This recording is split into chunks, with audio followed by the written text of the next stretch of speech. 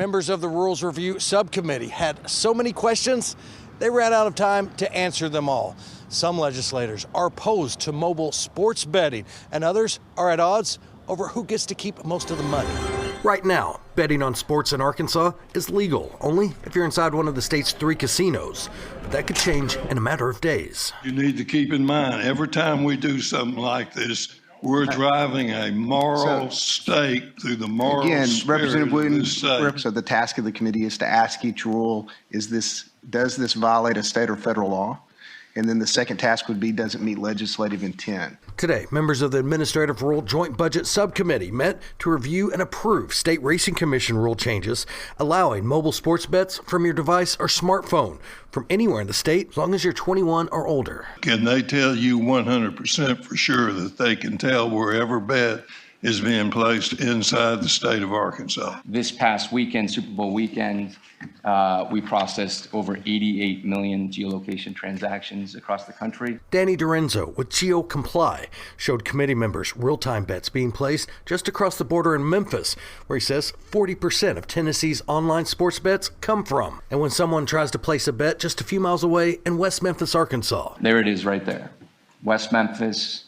And if we click on it, you can see it says this user does not appear to be within an inclusion zone. What we're asking for is to be able to go negotiate our own contract with those casinos to be a subcontractor and a third-party vendor without the state putting their finger on the scale of dictating a profit margin. John Burris represents several national mobile betting platforms, including DraftKings and FanDuel.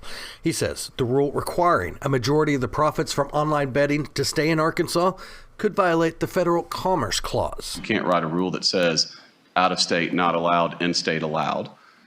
They're written in a way that's facially valid, but has a discriminatory purpose. There are arguments that this rule might violate the Commerce Clause, or it might violate the Dormant Commerce Clause, or the kitchen sink, or anything else that could be thrown at it. Representatives from the state's 3 existing casinos support the rule, which has some lawmakers asking why. Frankly, I think that the reason you want 51% is so that all 4 casinos potentially stay together, because when the first one drops and uses a third-party vendor, the rest of you guys might be behind the ball a little bit. With March Madness just around the corner, should we not proceed today, I'd imagine we'll all get calls from people around the state asking what is taking us so long.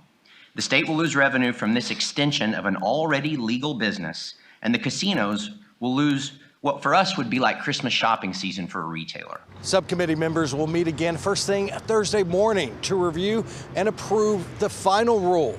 Then it most likely will go before the full committee on Tuesday. And if approved, then mobile sports betting could be legal in Arkansas 10 days later, right around March 4th. In Fort Smith, Brett Rains, 4029 News.